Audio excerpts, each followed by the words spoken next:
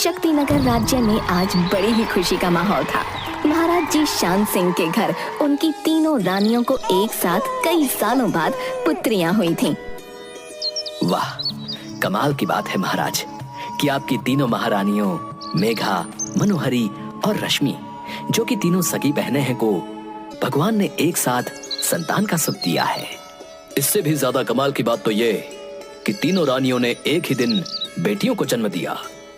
सचमुच मुझे भी इस बात पर हैरानी है कि मेरी तीनों रानियों को एक ही दिन संतान का सुख मिला है और तीनों संतानें भी बेटियां ही हैं। सारे राज्य में खुशी का माहौल था। महाराज ने इन तीनों का नामकरण करने के लिए एक बड़ा आयोजन किया।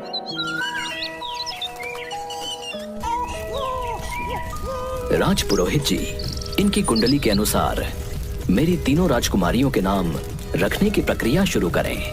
तीनों राजकुमारियां बहुत खूबसूरत हैं पुरोहित जी, इनके नाम भी इनके अनुसार ही होने चाहिए। महारानी मेघा, आपकी बेटी देवी रति के समान है, इसका नाम होगा सौंदर्या। महारानी मनोहरी, आपकी बेटी अति ज्ञानी है, इसको वेदिका कहा जाएगा। और महारानी रश्मि, आपकी बेटी का नाम आज से माहिती होगा, ये महान दानी होगी। धीरे धीरे तीनों राजकुमारियां बड़ी होने लगीं। पुरोहित जी, भले ही प्रभु ने मुझे 3 बेटियां दी हैं, पर तीनों ही बहुत ज्ञानी हैं। महाराज, राजकुमारियों को शस्त्र विद्या सिखाना भी आवश्यक है। बिल्कुल सही कहा। जब ये 10 वर्ष की होंगी, हम इन्हें खुद सिखाएंगे। राजकुमारियां 10 वर्ष की हुईं तो महाराज की तबीयत बहुत ज्यादा खराब हो गई और सभी चिकित्सकों ने जवाब दे दिया। माँ, मैं कालका देवी के मंदिर जाकर पिताजी के स्वास्थ्य के लिए प्रार्थना करना चाहती हूँ। तुरंत राजकुमारी के मंदिर जाने का प्रबंध किया गया। राजकुमारी, आपके पिताजी के ऊपर मौत का साया है। अगर आप उन्हें स्वस्थ करना चाहती हैं, तो आपको आजीवन ब्रह्मचारी रहने का व्रत लेना होगा। मेरे पिताजी की जान से बड़ी मेरे लिए कोई चीज नहीं है। मैं आज से आजीवन ब्रह्मचारी रहने का व्रत लेती हूँ, किंतु मेरे पिताजी को जीवन दान दिया जाए। माँ कालका ने आशीर्वाद दिया और कुछ दिनों के बाद महाराज स्वस्थ हो गए। पिताजी, माता के आशीर्वाद से आप ठीक हो गए हैं, किंतु अब मुझे राजमहल का त्याग करना होगा। आज से मैं माँ कालका के मंदिर में ही अपना जीवन व्यतीत करूंगी। महाराज की आंखों से आंसू बहने लगे, लेकिन सौंदर्या ने राजमहल का त्याग कर दिया और वो माँ कालका के मंदिर में ही अपना जीवन बिताने लगी। महाराज, राजकुमारियां युवा हो गई हैं, अब उनके लिए रिश्ते देखने का समय आ गया है। राजकुमारियों के सौंदर्य के चर्चे दूर दूर तक होने लगे। कमाल की बात ये थी कि राजकुमारी सौंदर्या ही अपनी तीनों बहनों में सबसे ज्यादा खूबसूरत और दयालु थी। महाराज, सभी राजकुमार सौंदर्या से ही विवाह करना चाहते हैं, किंतु उनकी एक झलक भी नहीं देख पाते। सौंदर्या को कोई नहीं देख पाएगा पुरोहित जी, क्योंकि सौंदर्या माँ कालका के मंदिर से केवल स्नान करने के समय ही बाहर निकलती है। आप केवल दूसरी राजकुमारियों के रिश्ते देखिए। एक बार जब सौंदर्या स्नान करने मंदिर के पास बने झरने पर गई, तो वहाँ वन राजकुमार आयुष्मान भी शिकार के लिए आए थे। उन्होंने सौंदर्या को स्नान करते देखा। इतनी खूबसूरत कन्या, मैं सिर्फ इसी से विवाह करूंगा। अभी इसके पास जाकर विवाह का प्रस्ताव देता हूँ, भला मुझे कौन मना कर सकता है। हे रूपवती, पहली नजर में तुम्हें देखने के बाद ही मैं पूरी तरह से तुम्हें पाना चाहता हूँ और तुमसे ही विवाह करना चाहता हूँ। तुम्हें मुझसे विवाह करना पड़ेगा। उसे अकेली लड़की समझकर साम दाम दंड भेद हर तरह से सौंदर्या पर विवाह करने के लिए दबाव डालने लगे, लेकिन सौंदर्या ने उन्हें साफ बताया, इसमें कोई शक नहीं कि आप बहुत ही खूबसूरत पुरुष हैं, किंतु राजकुमार, मैं ब्रह्मचारी हूँ और किसी से विवाह नहीं कर सकती। ये सुनकर आयुष्मान को सौंदर्या पर बड़ा ही क्रोध आया और वे उसे बहुत ही घमंडी समझने लगे। तुम्हें अपने रूप पर बहुत घमंड है। तुम्हारे इस घमंड को एक दिन मैं जरूर ठीक करूंगा। मुझे तुम जैसी घमंडी लड़की से कोई वास्ता नहीं रखना। राजकुमार की बातें सुनकर सौंदर्या की आंखों में आंसू आ गए। किंतु अपनी मजबूरी वो जानती थी, इसलिए चुपचाप मंदिर वापस चली आई। राजकुमार आयुष्मान को सौंदर्या की बात बहुत बुरी लगी थी और उन्होंने ठान लिया कि वो सौंदर्या की दूसरी बहन से शादी करेंगे। उन्होंने शादी का प्रस्ताव वेदिका के लिए भिजवा दिया। वेदिका बहुत ज्ञानी होने के कारण एक जादूगरनी बन गई थी और माँ कालका के सामने तरह तरह के अनुष्ठान करने के लिए कालका मंदिर में जाया करती थी। बेटी वेदिका, तुम बहुत ज्ञानी हो। तुम्हारे लिए एक महाज्ञानी राजकुमार का प्रस्ताव आया है। राजकुमार आयुष्मान के प्रस्ताव के लिए क्या तुम राजी हो? हाँ पिताजी, आप जैसा चाहेंगे वैसा ही होगा। मुझे आपकी इच्छा पूर्ति करने में कोई भी परेशानी नहीं है। मैं कालका मंदिर में जाकर अनुष्ठान भी कर लेती हूँ और सौंदर्या दीदी को भी इस बात की सूचना देती हूँ। वेदिका अनुष्ठान करने के लिए कालका मंदिर गई और वहाँ पर सौंदर्या को देखकर बोली, सौंदर्या, मेरा विवाह वनदेव के बेटे आयुष्मान के साथ तय हो गया है और जल्दी ही आयुष्मान कालका माँ के मंदिर में पूजा के लिए आने वाला है। वेदिका की बात सुनकर सौंदर्या ने उसे उस घटना के बारे में बताने की कोशिश की, लेकिन वो वेदिका को दुखी नहीं करना चाहती थी, इसलिए वो बिना कुछ बोले चुपचाप पूजा में लग गई।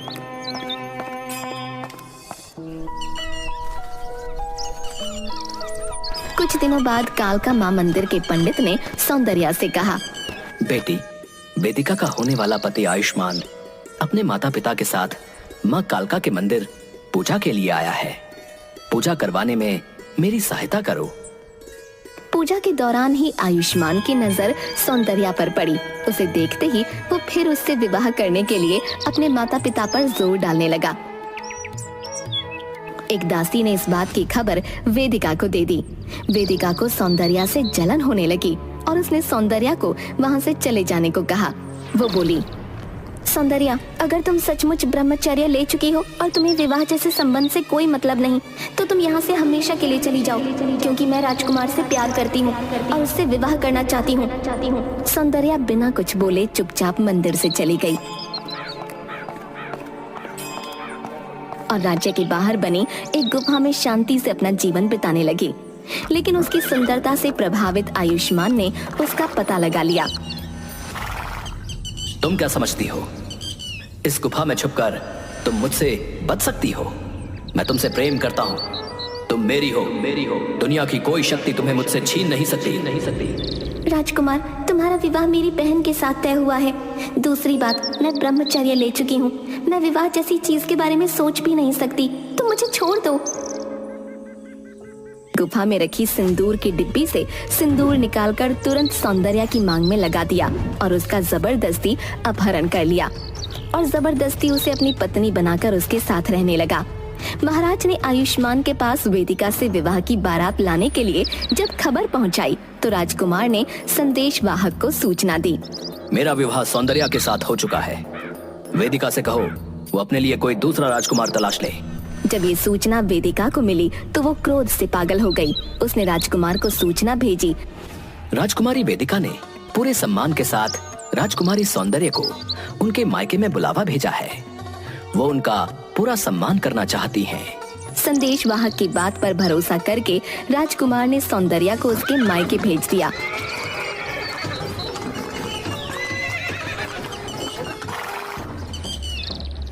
क्रोध और जलन से वेदिका ने अपनी जादुई शक्तियों से सौंदर्या को एक भयानक चुड़ैल में बदल दिया। बहन वेदिका, ये क्या हो रहा है? मेरा पूरा शरीर जल रहा है। देखो ना, ये मुझे क्या हो रहा है। दासी, जाओ एक शीशा लेकर आओ। मेरी बहन सौंदर्या बहुत खूबसूरत है, उसे जरा अपना रूप तो देख लेने दो। दासी शीशा लेकर आती है जिसमें अपने आप को देखकर सौंदर्या रोते हुए कहती है, मेरा सारा शरीर एक बड़े मगरमच्छ के समान हो गया। इस पर बड़े बड़े कांटे लगे हैं। मेरा चेहरा भयानक टायन की तरह। मेरे खूबसूरत लंबे बालों की जगह सैकड़ों सांप फुंकार मार रहे हैं। लेकिन जलन की मारी वेदिका को इस पर भी संतोष न हुआ। उसने कहा, तुम्हें देखने के लिए दूर दूर से लोग आते हैं। तुम्हारी सुंदरता से ही आयुष्मान भी मोहित हुआ है। इसलिए आज के बाद अगर तुमने किसी का चेहरा देखा तो वो पत्थर का बन जाएगा। सौंदर्या के साथ आयुष्मान ने जबरदस्ती विवाह किया। ये जानते हुए भी वो उसे श्राप देकर चली गई, जिसके कारण सौंदर्या जोर जोर से रोने लगी। उसके रोने की आवाज सुनकर जब महल के दास दासियां महल के अंदर आए तो सौंदर्या के भयंकर रूप को देखते ही जोर जोर से चिल्लाने लगे। उसका भयंकर रूप देखकर सब डर कर कांपने लगे। मुझसे डरो नहीं, मैं सौंदर्या हूँ, मेरे पास आओ, मेरी सहायता करो। लेकिन सौंदर्या जिसको अपनी बात समझाने की कोशिश करती, उसकी तरफ देखते ही वो पत्थर का बन जाता। पूरे महल में भगदड़ का माहौल बन गया। सैकड़ों दास दासी पत्थर के हो गए। महाराज, राजकुमारी सौंदर्या अपने पति के घर से राजमहल आई थी, लेकिन अचानक वो न जाने कहां गायब हो गई और उनकी जगह एक भयानक चुड़ैल कैसे आ गई। इस चुड़ैल को सैनिकों द्वारा रस्सियों से जकड़वाकर जंगल में छुड़वा दो, वरना राजमहल में कोई भी बचेगा नहीं। हम राजकुमारी को बाद में ढूंढेंगे, पहले हमारी प्रजा की रक्षा करो। सैनिकों ने रस्सियों से बांधकर चुड़ैल के रूप में सौंदर्या को जंगल में छोड़ दिया। इस घटना के समय राजकुमार आयुष्मान पड़ोसी राज्य में युद्ध के लिए गया हुआ था।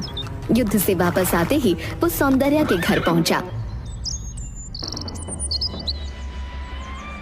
महाराज, मेरी पत्नी सौंदर्या कहाँ है? मैंने सुना है यहाँ पर कोई भयानक चुड़ैल आ गई है। उसने कहीं सौंदर्या को कोई तकलीफ तो नहीं पहुँचाई? उसने देखा कि महल में सैकड़ों दास दासियां पत्थर के बन गए हैं। उसने लोगों से इसके बारे में पूछा तो सेनापति ने बताया, एक भयंकर जानवर महारानी के महल में आ गया था, जिसका पूरा शरीर मगरमच्छ का, चेहरा डायन का और बाल जहरीले सांपों से बने हुए हैं, तथा ये जिसको देखता है वो पत्थर का बन जाता है। शायद उसी ने महारानी को खा लिया है। उस भयंकर जानवर को ढूंढने और सौंदर्या का पता लगाने राजकुमार सेना के साथ जंगल की तरफ गया। जिस समय वेदिका ने सौंदर्या को इतना भयानक श्राप दिया, उस समय सौंदर्या गर्भवती थी और राजकुमार आयुष्मान के बच्चे की माता बनने वाली थी। किंतु इस बात का पता किसी को भी न था। सौंदर्या की खोज में राजकुमार कुछ आगे बढ़ा कि उसे एक भयानक जानवर दिखाई दिया। महाराज देखिए, ये तो बड़ा ही अद्भुत जानवर है, जिसका पूरा शरीर कांटों से भरा हुआ है, मगरमच्छ के समान, और चेहरा भयानक चुड़ैल जैसा है। सर से बालों की जगह भयानक सांप लटके हुए हैं। इस भयानक जानवर के मुंह से बड़ी ही डरावनी और खूंखार आवाज निकल रही थी, जिसे सुनकर राजकुमार का घोड़ा डर गया और इतनी जोर से कूदा कि राजकुमार जमीन पर गिर गया। जमीन पर गिरते ही आयुष्मान की नजर उस भयानक चुड़ैल जैसे जानवर के पैरों पर पड़ी। ये पायल तो मेरी पत्नी सौंदर्या की है। मैंने खुद अपने हाथों से उसके पैरों में इसे पहनाया था। लगता है इसी जानवर ने मेरी पत्नी को खाया है। मैं इसे किसी तरह भी जीवित नहीं छोड़ूंगा। राजकुमार ने अपने तीरों से उस जानवर पर वार करना शुरू कर दिया, पर हैरानी की बात थी कि वो जानवर आयुष्मान की तरफ पीठ करके खड़ा हो गया। पत्थर जैसी पीठ पर किसी भी तीर या तलवार का असर नहीं हो रहा था, और अगर सैनिक उसके सामने जाकर उस पर वार करने की कोशिश करते तो वो उसकी नजर पड़ते ही पत्थर के बन जाते। आखिरकार आयुष्मान वापस आ गया। उसने सौंदर्या के न मिलने की बात उसके पिता विशाल सिंह को पहुंचा दी। सौंदर्या की दूसरी बहन माहिती को जब इस बात का पता चला तो वो बड़ी दुखी हुई और उसे शक होने लगा। पिताजी, मैं नहीं मानती कि सौंदर्या दीदी किसी को नुकसान पहुंचाएंगी। हो ना हो इसमें जरूर वेदिका का हाथ होगा, क्योंकि वेदिका का विवाह आयुष्मान से होने वाला था और आयुष्मान के सौंदर्या से विवाह करने के कारण वेदिका सौंदर्या से नाराज थी। माहिती भी माँ कालका की भक्त थी। वो तुरंत माँ के मंदिर में गई। वहाँ से माँ की भभूति लेकर सौंदर्या की खोज में जंगल की ओर चल पड़ी।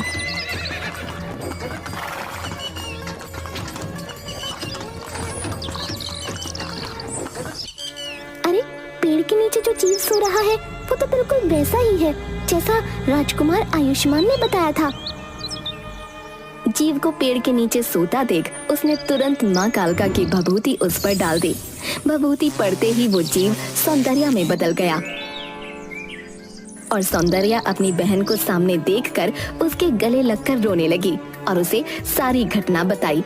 फिर बोली, प्यारी बहन माहिती, यहाँ से जल्दी चली जाओ, क्योंकि भभूति का असर खत्म होने वाला है। यदि मेरी नजर तुम्हारे ऊपर पड़ी तो तुम भी पत्थर की बन जाओगी। मैं तुम्हें एक ही बात बताना चाहती हूँ कि मैं गर्भवती हूँ और आयुष्मान के बच्चे की माँ बनने वाली। मैं अपने बच्चे की रक्षा करना चाहती हूँ, जो एक ही तरीके से हो सकती है। यदि आयुष्मान मेरा गला काटकर उसे माँ कालका के मंदिर में हवन कुंड में डाल दे तो मेरी मृत्यु हो जाएगी। वरना बच्चे को जन्म देने के बाद जब मेरी दृष्टि उस पर पड़ेगी तो वो भी पत्थर का बन जाएगा। लेकिन ये बड़ा मुश्किल काम है, क्योंकि इस भभूति का असर हटते ही मैं वापस भयानक चुड़ैल बन जाऊंगी और आयुष्मान को पहचान न पाऊंगी। हो सकता है कि मैं उसे मार दूं। सौंदर्या, तुम डरो नहीं, मैं आयुष्मान के सर पर माँ कालका का लाल कपड़ा बांध दूंगी। उसे देखकर तुम उसे पहचान जाओगी। जब वो तुम्हें मारने आए तो तुम अपनी आंखों को बंद कर लेना, ताकि तुम्हारी नजर पड़ने से वो पत्थर का ना बने। बाकी बातें मैं उसे समझा दूंगी। माहिती ने आयुष्मान को सारी बातें बताईं, जिसे सुनकर आयुष्मान बड़ा ही दुखी हुआ। लेकिन कोई दूसरा चारा न था, इसलिए सौंदर्या को मारकर अपने बच्चे की रक्षा करने के लिए वो तैयार हो गया। दूसरे दिन सुबह ही माहिती ने उसके सर पर माँ कालका का लाल कपड़ा बांध दिया। जब वो जंगल पहुंचा तो जानवर के रूप में सौंदर्या जोर जोर से चिल्ला रही थी, चले जाओ यहाँ से, चले जाओ। मेरी दृष्टि जिस पर भी पड़ेगी वो हर व्यक्ति पत्थर का बन जाएगा। देखो, मैंने सभी को पत्थर का बना दिया है। अगर जिंदा रहना चाहते हो तो चले जाओ यहाँ से। उसके सर के बाल भी सांप के रूप में जोर जोर से फुफकार रहे थे। उसका भयानक रूप देखकर आयुष्मान की सेना डर से कांपने लगी। दूर से लाल रंग के कपड़े को देखकर सौंदर्या समझ गई कि ये आयुष्मान है। उसने अपनी आंखों को अपने हाथों से बंद कर लिया। आइए राजकुमार, अब देर मत करिए, मेरा गला काटकर हमारे बच्चे की रक्षा करिए। मैं ज्यादा देर तक अपने ऊपर नियंत्रण न रख पाऊंगी। आयुष्मान ने उसके मगरमच्छ जैसे शरीर पर लगे कांटों पर सीढ़ी की तरह पैर रखते हुए ऊपर चढ़कर उसके सर को काट दिया। सर कटने की पीड़ा से सौंदर्या की आंखें खुल गईं। उसकी नजर आयुष्मान पर पड़ गई और आयुष्मान पत्थर का बन गया। आयुष्मान के सैनिकों द्वारा सौंदर्या के सर को जमीन में दबा दिया गया। जमीन के अंदर से आवाज आई, लो मेरे बच्चे को संभालो, इसके स्पर्श से सभी पत्थर के बने लोग वापस इंसान बन जाएंगे। मेरे बच्चे का ध्यान रखना राजकुमार, ये हमारे प्यार की निशानी है। सौंदर्या के धड़ में एक जोर का धमाका हुआ और उसके अंदर से एक छोटा सा बच्चा बाहर निकला। सेना के साथ माहिती भी वहाँ पहुंची थी। उसने तुरंत उस बच्चे को गोद में उठा लिया और पत्थर बने आयुष्मान की गोद में रख दिया। बच्चे का स्पर्श होते ही आयुष्मान वापस इंसान बन गया। इस तरह सौंदर्या के बच्चे के स्पर्श से भयानक चुड़ैल बनी सौंदर्या की नजर से पत्थर बने सभी लोगों को इंसान बना दिया गया और सब बच्चे को लेकर वापस राजमहल आ गए। राजकुमार आयुष्मान ने माहिती से विवाह किया और सब खुशी खुशी रहने लगे।